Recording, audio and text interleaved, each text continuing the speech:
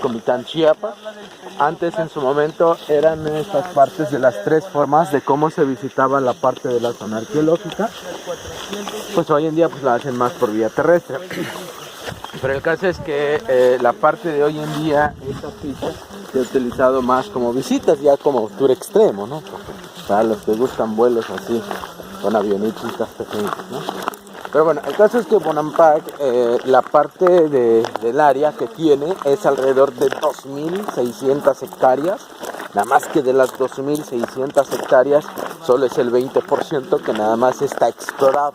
O sea, prácticamente esto ocurre en la mayoría de todas las zonas arqueológicas, que ninguna a veces están al descubierto al 100%.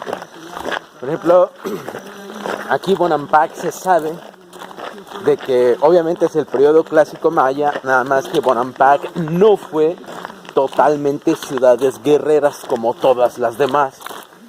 Bonampak se contempla que fue más como un centro cultural, administrativo, político, religioso e universitario. O sea, más bien como un centro académico muy importante donde se mandaban a estudiar a los otros hijos de los gobernantes, a prepararse en este lugar. Es como si Bonampak hubiera sido la universidad de los mayas, ¿no? Pues nada más que no cualquiera, ¿no? Podía entrar a estudiar aquí. Claro. Los que estaban aliados solamente con Bonampak eran los privilegiados de poder entrar y estudiar en esta ciudad. Nobles. Exacto, o sea, prácticamente por eso muchos querían estar aliados con Bonampak, pero Bonampak también buscaba alianzas, porque ya que no eran ciudades guerreras, tenían que buscar ciudades guerreras para aliarse con ellas y obviamente puedan defender de esta ciudad, ¿no? Entonces, y así más o menos se manejaba la parte política en aquel entonces, ya que peleaban siempre territorios y poderes, ¿no? Entonces, debido a esto de que Bonampak no fueron ciudades guerreras, se contempla que prácticamente fue una ciudad tan pequeña y su número de tripulación se considera que fue alrededor de 15,000 habitantes, a diferencia de ciudades guerreras que ascendían a más de 60,000 habitantes. Pues en esta ocasión, pues la parte de esta construcción casi está en sí en un solo lugar. Bonampak tiene 7 edificios en pie y una de ellas pues es la parte más importante, que serían los murales, que obviamente son más de 1.200 años de antigüedad, que incluso es lo que lo hace el honor del nombre de esta ciudad. Precisamente Bonampak significa la ciudad de los muros pintados. Nada más que justamente Bonampak está en vocablo yucateco, porque cuando llega Sylvanus Morley de Norteamérica, o sea, norteamericanos, él ya había tenido años trabajando también en la zona peninsular, entonces él aprende a hablar un poquito el maya yucateco, y de acuerdo al hallazgo de los murales, le da el nombre de esta ciudad, Bonampak. Pero si nosotros decimos o describimos Bonampak en nuestra lengua como maya lacandón, sería de esta forma, como Banaan, Pacaan. Eso sería aquí en nuestra lengua como maya lacandón, pero ya con una pronunciación, ¿no? En nuestra lengua aquí como maya lacandón. Pero bueno, obvio, ¿no? Pues es mucho más práctico en la zona peninsular, simplemente Bonampak, ¿no? Sin pronunciación. Pero bueno, entonces esto es Bonampak, como ya dijimos, lo mencionamos, ya son más de 1.200 años de abandono de estas ciudades. Principalmente toda la parte de esta área se sabe que es donde habitó la mayor parte de la tripulación. La gente vivía a este alrededor y bajo una choza de palma, similar ahí en la estructura del edificio 15. Así fueron las formas de sus estructuras, de sus viviendas. Entonces la mayoría del pueblo se extendió más por el lado norte, ya que vemos toda esta parte de la construcción. De igual forma está aprovechado las edificaciones sobre las faldas del cerro, o sea que faltaría la parte del descubrimiento del cerro completo para que tengamos toda una pirámide de 360 grados, ¿no? Entonces pues ahí vemos que está cubierto por la vegetación. Eso es lo que falta, ¿no? Por hacer en cada una de las zonas arqueológicas que hay. Y bueno, entonces Bonampak se consideran 3 cosas importantes halladas, que son 3 estelas grabadas, sus 3 dinteles con sus relieves, y las más destacadas de todas pues son los famosos murales, ya que mencionamos hace un momento. Esos aves se conocen como sacuas o oropéndolos. Es el nido que lo tengo ahí en la casa. Bueno, ¿alguna duda hasta por el momento para describir esta? Bueno, entonces ahí va.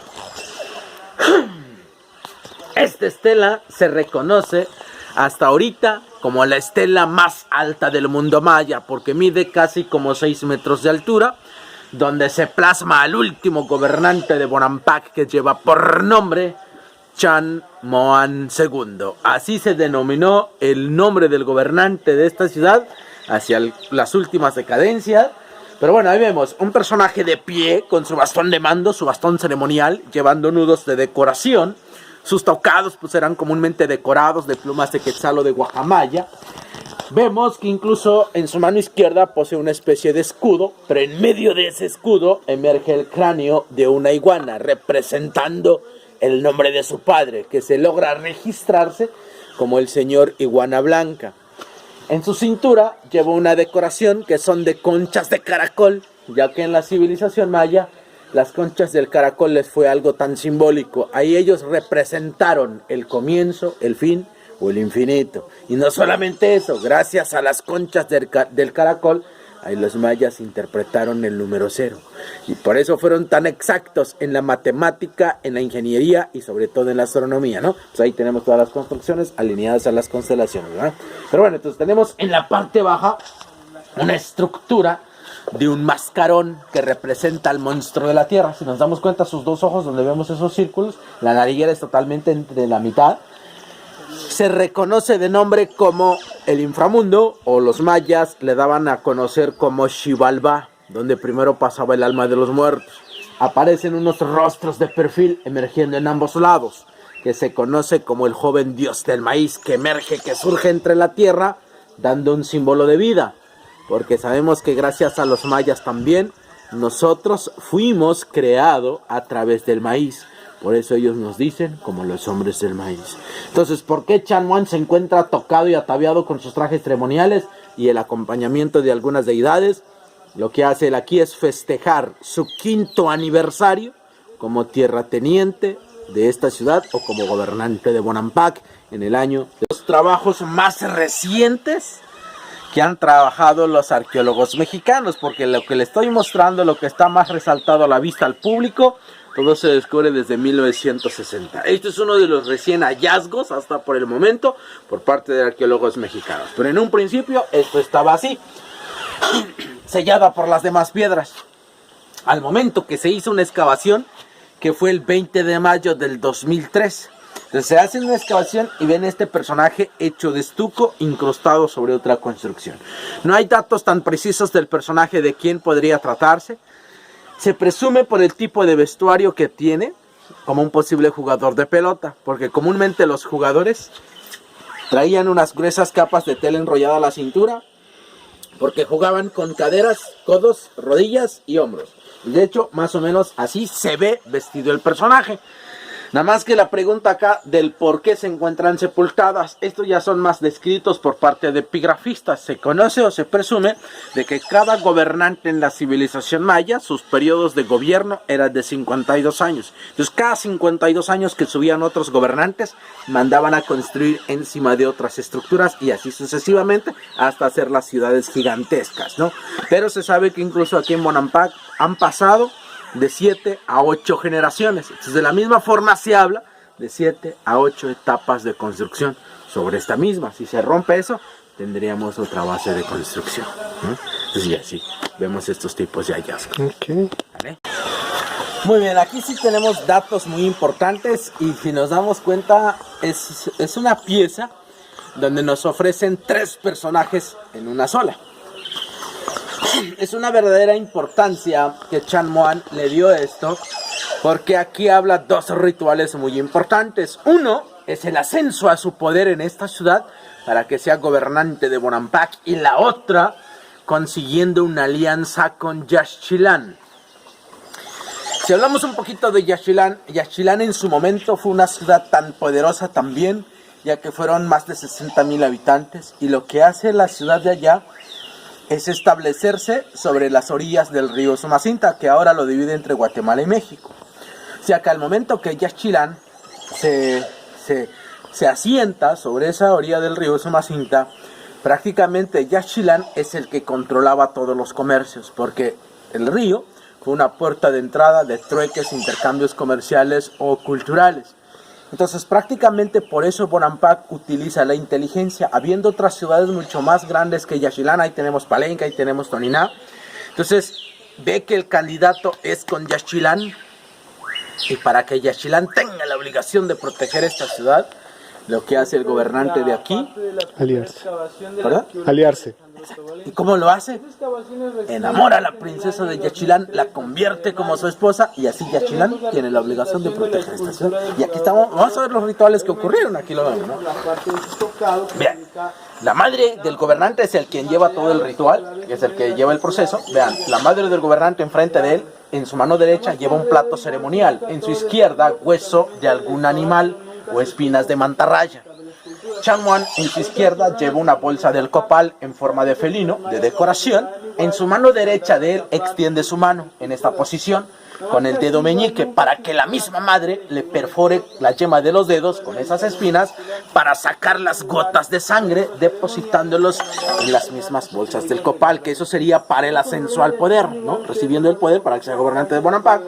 Y la otra, los mismos procedimientos para la boda. Vemos a la princesa de Yaxchilán sujetando en ambas manos un plato ceremonial para las mismas gotas de sangre, pero eso sería para la unión en el matrimonio ante los dioses de la naturaleza, ya que es el que daba fe de todo el ritual que ellos estaban haciendo.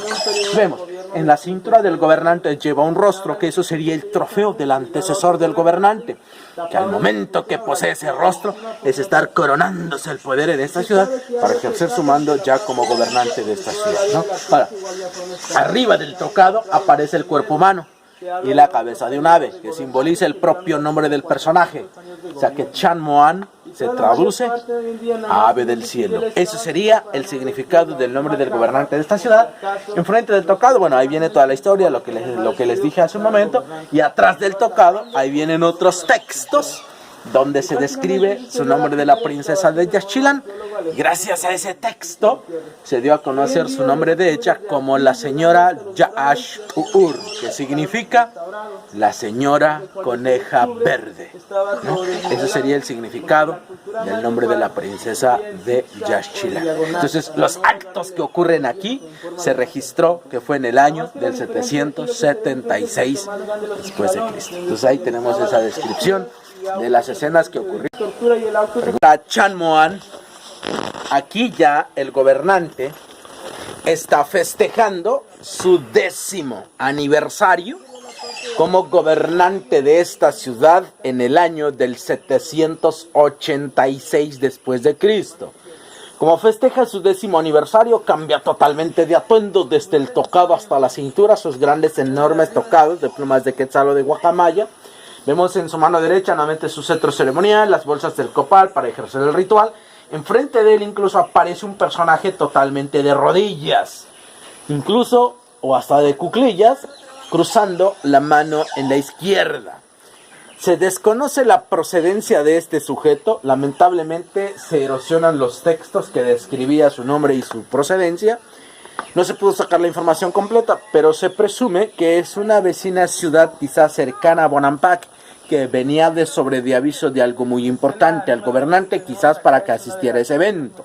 Pero lo encuentra en su plena festividad y lo que hace es postrarse de rodillas, cruzando la mano izquierda, ofreciéndole el respeto y a la vez incorporándose el ritual que ejerce el gobernante de esta ciudad. Algo muy importante es que podemos mencionar aquí que Chan Muan fue su último aniversario que él hizo como gobernante de esta ciudad, porque a partir de los 800 en el clásico maya se abandonan prácticamente todas las ciudades. Aquí, si nos damos cuenta de la fecha, es en el año del 786 cuando festejó su 10º aniversario. Entonces 14 años después que él festejó su 10º aniversario, esta ciudad también fue abandonada, que hasta ahorita sigue siendo un misterio. No se ha podido resolver el caso, hasta por el momento siguen en investigación. Son otras partes de los hallazgos. Bueno, esta parte es un hallazgo igual, que más o menos se descubre en el mismo año, nada más que cambia la fecha, sería el 21 de mayo, allá vimos el 20 de mayo. Aquí lo que se halla es un mascarón que representa al dios de la lluvia, nada más que la parte del cráneo está dañado. Los mayas le daban el nombre de Chak. En el centro era conocido como Tlaloc, ¿no? Más que cambiaban los nombres de acuerdo a cada cultura. ¿Es Chacmol? No, aquí es Chac. Chacmol es un portador de ofrenda, es el encargado de llevar las ofrendas y lo colocaba en un altar. Pero eso ya eran más conocidos ahí en la zona peninsular. Aquí es el caso. Entonces, aquí, en la parte de este mascarón, sí vemos una clara evidencia. Nada más que el mascarón está dañado, el cráneo está muy dañado, entonces no se ve la figura completa. Lo que sí nos muestra una evidencia aquí, obviamente es lo que comentábamos, que son construcciones sobre otras. Ahí se ve el antiguo escalón, o sea que el mascarón ahí está construido sobre el antiguo escalón, de los cuales si seguimos haciendo estas excavaciones, tendríamos toda una ciudad completa aquí enterrada. Y ahí vemos totalmente esa evidencia. Dentro de la misma ciudad. Exactamente. Otra ciudad dentro de Bonampak. Así es, ¿no? Imagínate que son 8 generaciones, pues tenemos 7 a 8 etapas aquí sobre esta misma. Sobre esta misma. Así es. Tenga cuidado ahí. Es donde hace el honor del nombre de esta ciudad.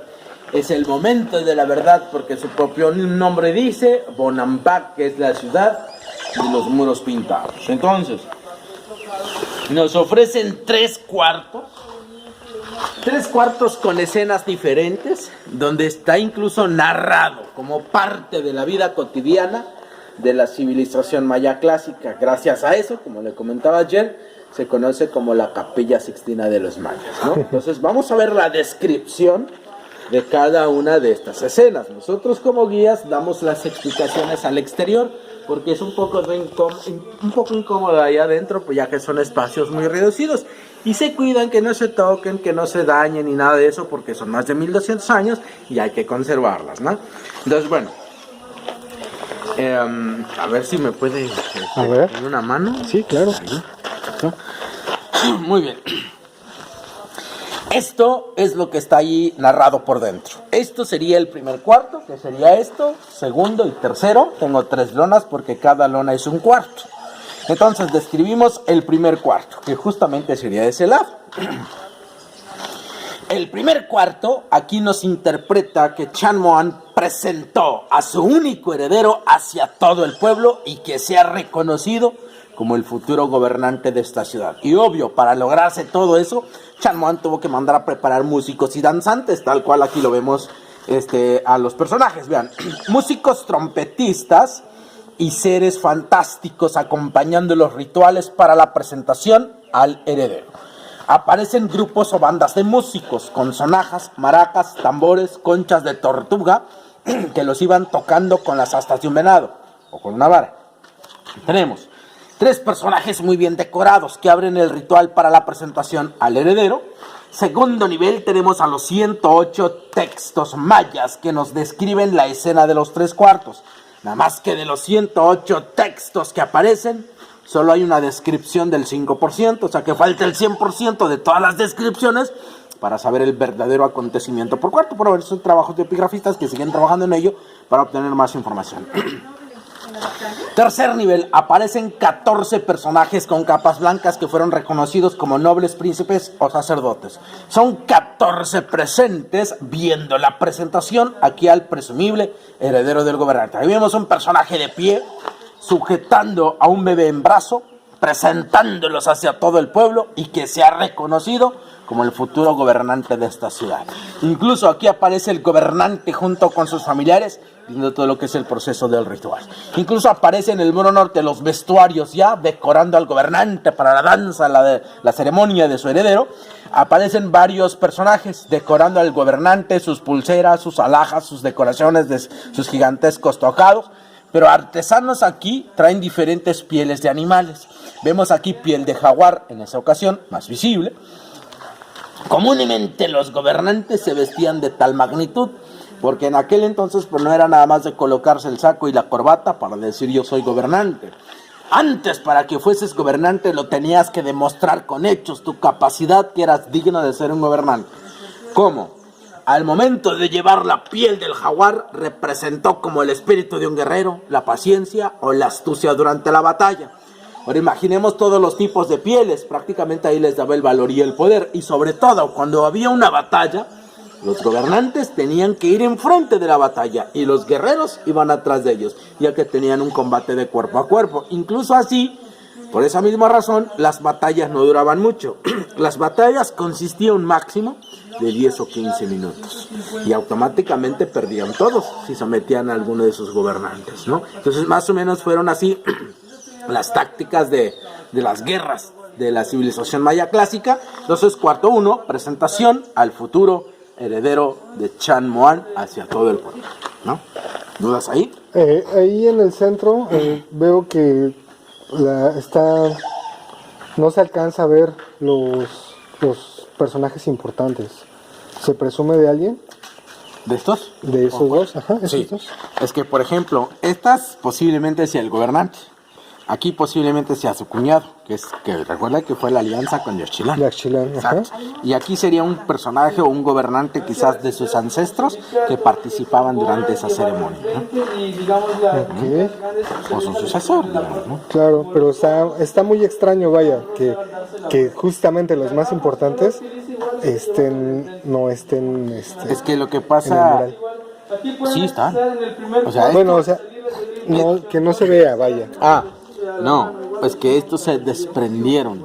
O sea, la parte de los murales, por eso se ven así como blancos, porque así están por dentro. Sí, claro. O sea, Eso es a lo que me refiero, que precisamente es lo más curioso, es que se haya caído ellos y no, por ejemplo, la parte de los sirvientes. Exactamente, ¿no? Pero bueno, quizás pues aquí vemos, ¿no? Que está...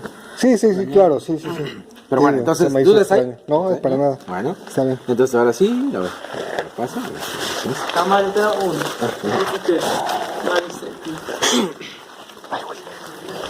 Perdón, entonces, aquí en la parte del cuarto número 2, que justamente aquí lo tenemos enfrente, en el cuarto 2 se describe una verdadera escena de cómo eran los procesos de una batalla en la civilización maya clásica. Como dijimos hace un momento, pues todos los gobernantes tenían que demostrar su capacidad, que eran dignos de ser un gobernante. Entonces aquí vemos, ¿no?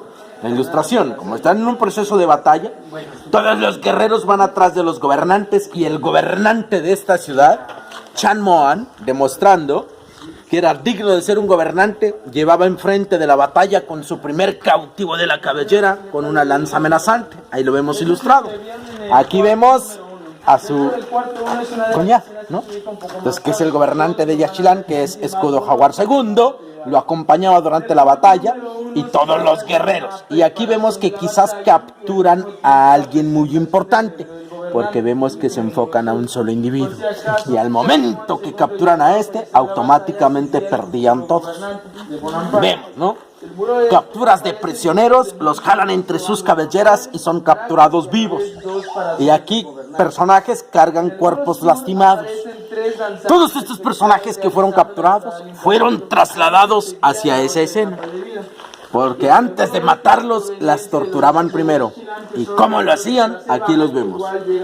Vemos uno de los guerreros agachados, sujetando así la mano a uno de los prisioneros, los preparan para poderles arrancarles las uñas o ya sea pincharle las yemas de los dedos. Arrancado sus uñas o pinchado la yema de los dedos, vemos que le salen hasta gotas de sangre. Tenemos cabezas ya decapitadas, guerreros de pie viendo el ritual, jefes de guerreros entregando a los torturados hacia los gobernantes, ya que son los que daban el golpe final, que era la decapitación y la extracción al corazón para la ofrenda hacia los dioses de la naturaleza. Pero bueno, el caso es que aquí se reconoce batalla, tortura y sacrificios de prisioneros. En la parte intermedia igual aparece la presencia. ¿Dudas ahí? No, para nada. Cortando piel de jaguar y a la vez piel de serpiente, para dárselos que lleguen a participar igual en la batalla. En la parte del muro norte se ubican como... Muy bien, entonces en el cuarto 3 se presume que es la presentación de la ceremonia del triunfo de la victoria, o sea, más que nada la festividad del triunfo de la batalla, ¿no? Se conoce en sí aquí toda la escena como la danza al Xibalbá. Vemos, ¿no? Primero no deben faltar siempre músicos, nuevamente ahí, sonajas, maracas, tambores que los llevaban tocando. Ahora aparecen varios danzantes con sus gigantescos tocados de plumas de quetzal o de guacamayo. Se ven más resaltados las plumas del quetzal, porque ellos ofrecían la danza del quetzal en honor al triunfo de la victoria como agradecimiento a sus dioses. Pero cada uno de los danzantes vemos que poseen unas decoraciones en su cintura una especie de tipos de alas de mariposa. Esos tipos de alas de mariposa se contempló que fue la conmemoración hacia los que perdieron la vida durante la batalla. ¿Por qué? Porque sabían que al morirse se convertían como una mariposa, pasaban volando al inframundo y luego pasaban volando alcanzando a su máximo dios, que los mayas la conocían como Itzapnao Hunapku, quien fue el dios creador del universo. Ahora, fíjense, para poder darle un agradecimiento a los dioses en el acto final, mujeres y hombres pertenecientes a la realeza participaban en eventos muy importantes, haciendo las flagelaciones para entregar el honor por la victoria como agradecimiento a sus dioses. Aquí vemos unas mujeres sentadas y sobre una mesa muy bien decorada, algunas de pie. Vemos acá un personaje de rodillas, les entrega a estas mujeres un hueso de algún animal o espinas de mantarraya. Vemos una vasija aquí y claramente aquí vemos una mujer que se prepara tomándose la lengua para que se las pueda perforar. Pero se sabe que en eventos muy importantes llevaban estos tipos de cuerda, pero así hechos nudos y con todo y espinitas, ¿no? Para atravesarlas en la lengua nudo a nudo, rasgándoselas, mientras más dolorosa, fue mucho más importante de entregar el honor hacia los dioses. Pero tampoco solo esto consistía en las mujeres, si se referían como hombres nobles, príncipes, sacerdotes o gobernantes, ellos incluso los hacían hasta en las partes genitales, porque eso sabemos que fue para la fertilidad, vida y conocimiento. Por eso fueron tan importantes estos rituales, que digo, no tampoco solo ocurría aquí, sino que hasta en otras culturas.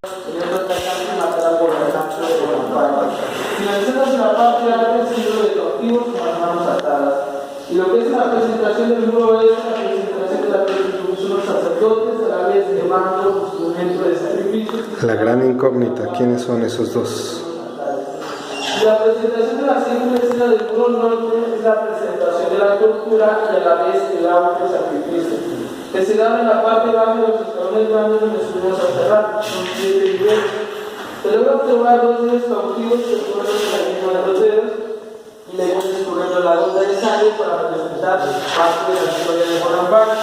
En la presentación de la parte de arte de la segunda escena aparece la presentación de la familia de gobernante. Cada información igual fue situada por la parte de los libros y se sigue la parte de arriba de los personajes. Y la finalización de la construcción es el miembro de los astrónomos. Se ubica en la parte alta, cuando ustedes empiezan a volver la parte de atrás hasta que se llega el muro norte. El cuarto es una de las escenas que está más dolorosa porque la mayor parte igual a quitar a veces el paso de los años, no la verdad y todo lo que deterioran.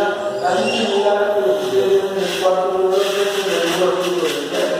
Ese cuarto es una de las escenas más fuertes de una batalla que realiza Bonaparte de una ciudad desconocida.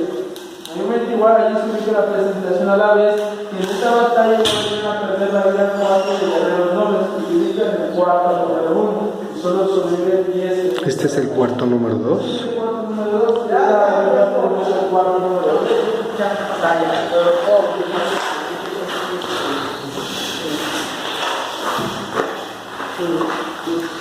En el cuarto número 3 igual es la presentación a la base de lo que es la victoria, que obviamente a vez se realiza una sola presentación. Esta es la batalla, decapitación, tortura.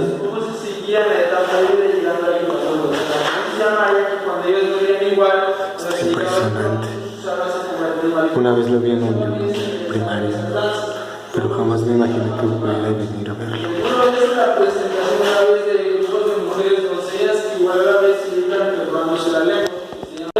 Este es el cuarto 3. La mayor parte del artista pintor de Bonaparte, conocido el nombre de Chanwich, pequeña cerigüeya o Kutip, el que pinta. El que realiza la mayor parte de los colores en los 3/4 de las pinturas. En la parte intermedia igual serían guerreros de clase baja que siguen calculándose las heridas, que metieron la cara de los dañados. Ahí se tiene por parte de la restauración o por mal uso que les hagan a la cara. Cuando es descubrimiento igual a la vez, purificación de cara y todo eso se lo llevaba. Es la misma presentación del siglo XIX. Y toda esta presentación en el último nivel son los 10 guerreros nobles que sobreviven a la batalla de Bonaparte. Y mayormente en la batalla igual llegan a perder la vida 4 de ellos. Este sería el último cuarto 3 que se ubica más conservado porque a la vez hace como 4 años igual y vinieron a trabajar en los corredores le dieron inglés. Principalmente utilizaron la capa del casco del aceite para que se quedara un poco más clara la parte del inicio de los rayos. Este sería el último cuarto, número 3, y a la vez en cada cuarto no hay rueda de la agua, los dinteles sí lo ven arriba de la puerta. Los dinteles no se ven en la parte de la puerta. En el dintero no aparece el gobernante patronal prisionero, tomándolo de la cabellera y a la vez de una gran cintura de la cabellera, representando preparación de batalla. En el 2 aparece el gobernante de la antigua Palacio, tomando de la cabellera y tomando la lanza de la rodilla, y en el 3 se clava la lanza de la Esta es la firma del pintor. De los gobernantes anteriores que pasaron a esta ciudad, lo plasmaron ahí porque obviamente sus personajes son los únicos que se podían decorar en esos lugares, ya que ninguna otra persona podía estar más que ellos y sus familiares. Entonces se presume que posiblemente fue parte de la nobleza. Por ejemplo,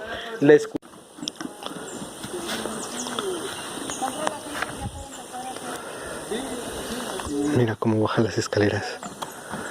De a putazo.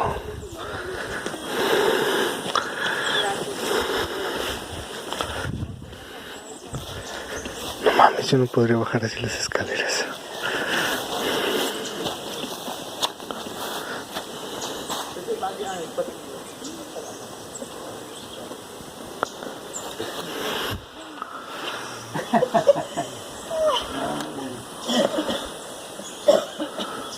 Pero mira qué bonito se ve.